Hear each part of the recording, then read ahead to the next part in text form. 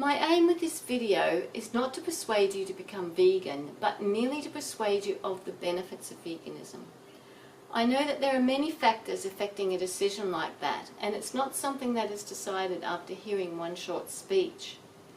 I know this because it took me more than 20 years to go from someone who had learned about the cruelty involved in factory farming to someone who felt able to make personal choices on a daily basis to help reduce that cruelty. Farming has become increasingly industrialized, driven by the consumer's desire to buy meat, eggs and milk at unsustainable prices. But awareness of the inherent cruelty involved in our traditional eating habits has also increased. For instance, did you know that male baby chicks are ground up alive or buried alive because they are considered a waste product of the egg industry? So even if we're buying free-range eggs, we're still contributing to animal cruelty. Did you know that dairy cows are artificially inseminated every year until they get too old to produce sufficient milk, when they are killed at just 5 years old rather than the 20 years of their natural lifespan? Like humans and other mammals, cows develop a strong bond with their offspring. But these calves are dragged from their mothers within a day or two of birth, leaving the grieving mothers bellowing for days afterwards. I'm sure every mother watching this can understand how painful that would be. With so many alternatives to dairy now available, perhaps now would be a good time to consider whether you too can make the change. Did you know that pigs have intelligence equal to a 3-year-old child and greater than your dog? Yet the welfare of pigs is not given even the same consideration as dogs. One of the cruelest factory farm systems is sow stalls, where female pigs are kept in small cages in cold, dark warehouses without even enough room to turn around. Perhaps you could remember this face when next you are munching on your bacon or pork. Similar cramped conditions exist for battery chickens, and I've recently learned that dairy cows are starting to be kept in batteries as well.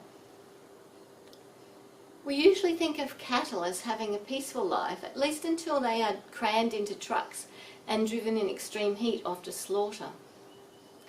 But more and more beef cattle are spending more and more time in cramped feedlots with no shade and fed a diet of grain rather than their natural diet of grass. The suffering often continues into the slaughterhouses, and this is the reason that some countries have mandated that all slaughterhouses have cameras installed.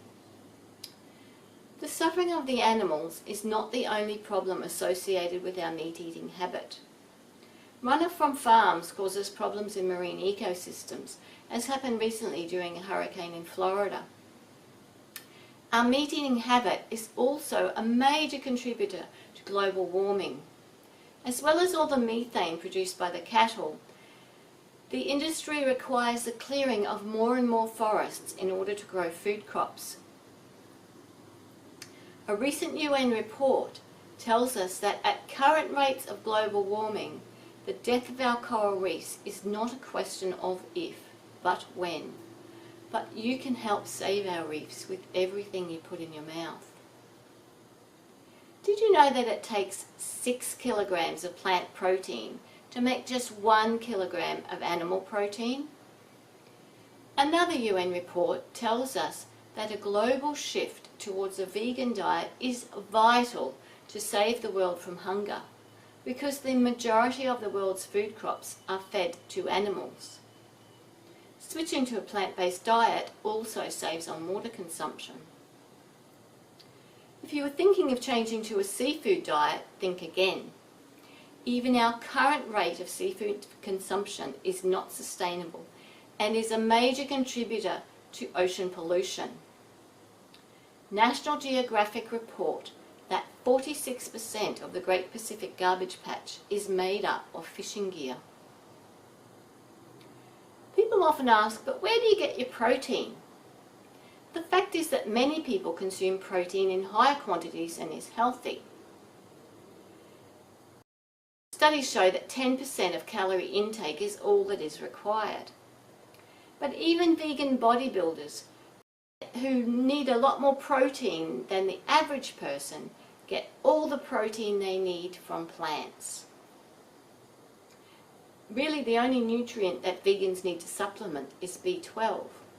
But many people don't realise that meat eaters are at risk of B12 deficiency as well. B12 is taken into the animal's body from bacteria found in the soils. So with more animals being fed grain rather than their natural diet of grass, these animals and those who eat them aren't consuming B12 either. A plant-based diet is good for your health. Did you know that eating 1 egg a day clogs your arteries as much as smoking 5 cigarettes a day? Did you know that eating dairy increases a man's chances of getting prostate cancer by 34%, and a woman with breast cancer's chances of dying from the disease by 49%? Studies show that people who remove animal products from their diet have a significantly lower risk of diabetes, heart disease, stroke, cancer, and obesity. So for your health, for the planet, and for the animals, why not think about switching as many meals as possible to plant-based? If you take 20 years, like me, to decide to make the switch, it may just be too late.